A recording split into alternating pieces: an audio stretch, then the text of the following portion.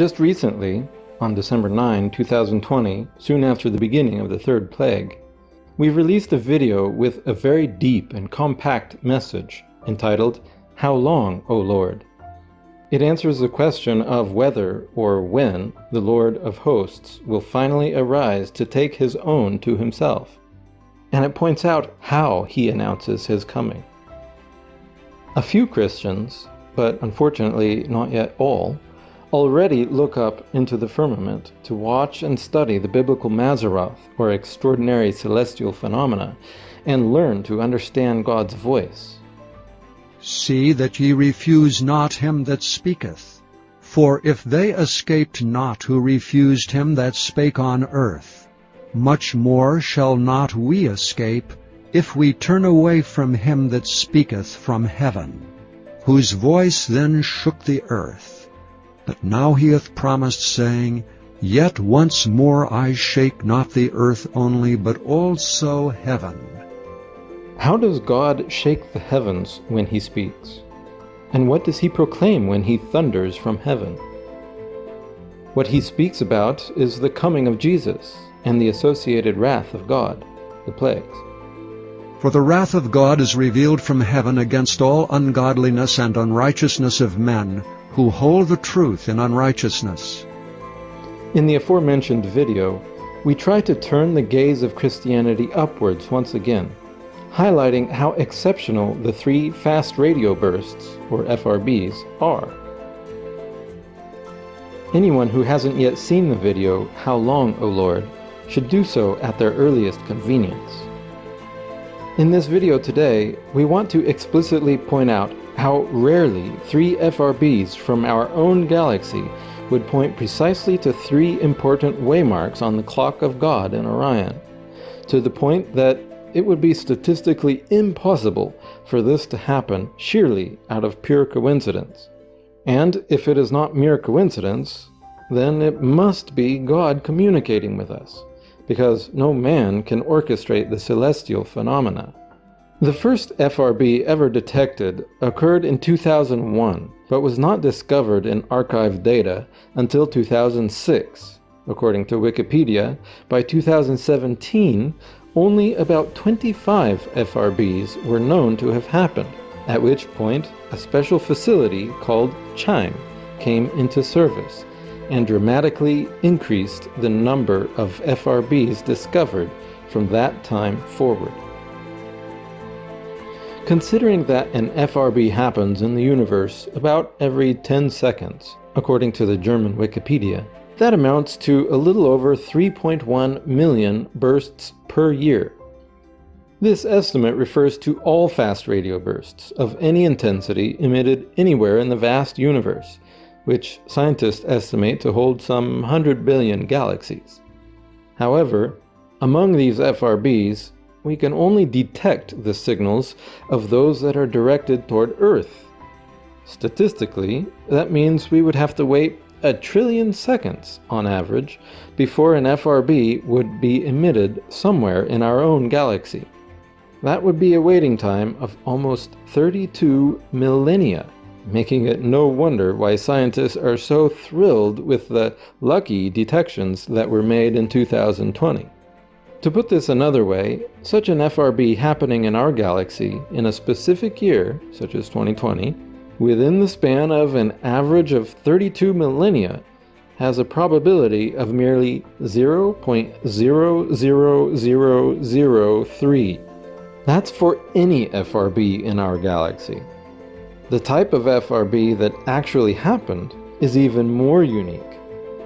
So that people can really recognize that behind these FRBs is God, who wants to send us an important message that cannot be faked by any human being. He makes it so that these 3 FRBs come from a single source in our galaxy. These FRBs repeat, something that had been observed in only 10 other FRBs.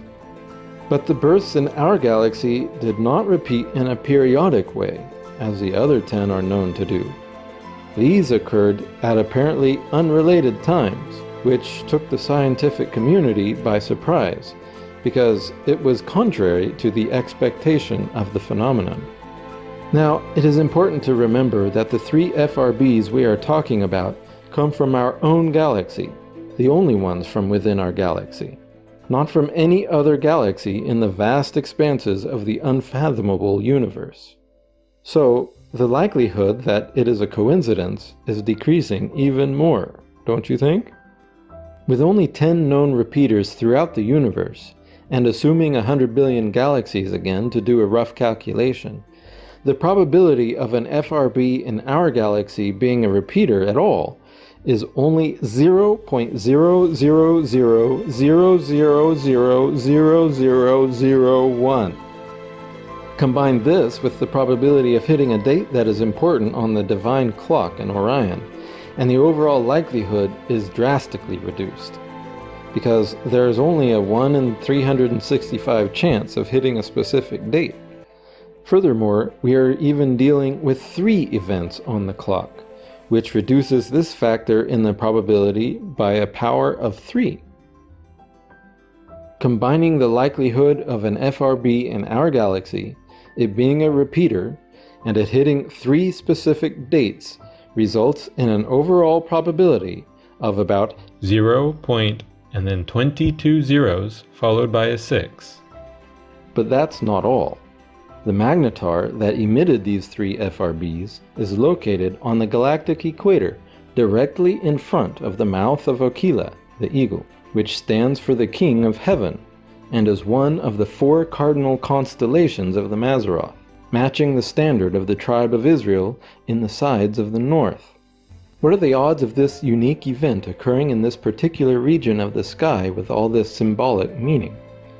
If we assume a pretty wide tolerance of about a square of 5 degrees in the heavens, the probability of an event in that location alone is about 0.0002, not counting anything else, but combined with the other factors results in a probability of about 0. and then 25 zeros and a 1. Those odds are less than 1 in 1 septillion. But only God, the creator of the heavens and the earth, could top it off by orchestrating it so that the first of the 3 fast radio bursts reached the Chime radio telescope 7 years to the very day after the spectacular record-setting gamma ray burst of April 27, 2013. A lot has been written about that GRB in The Sign of Jonah, which occurred exactly on the anniversary of Christ's resurrection, according to the biblical Jewish calendar in 2013. That is, on the 2nd day of the Feast of Unleavened Bread, which is the day of the firstfruits offering. So exactly 1 heavenly hour later, that's 7 earthly years according to the judgment cycle of the Orion clock, the FRB thunder of that GRB lightning then began to roll through the earth, and this happened right at the point in the Orion closing cycle that we call the throne line, which also marks the beginning of the great sign of the Ark of the Covenant in heaven. More information about that amazing sign can be found in Treasures of the Lost Ark.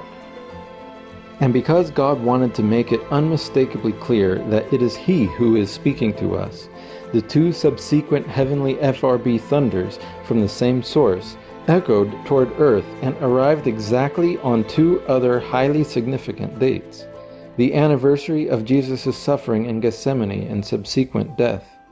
Read Full Moon at Gethsemane to understand God's calendar.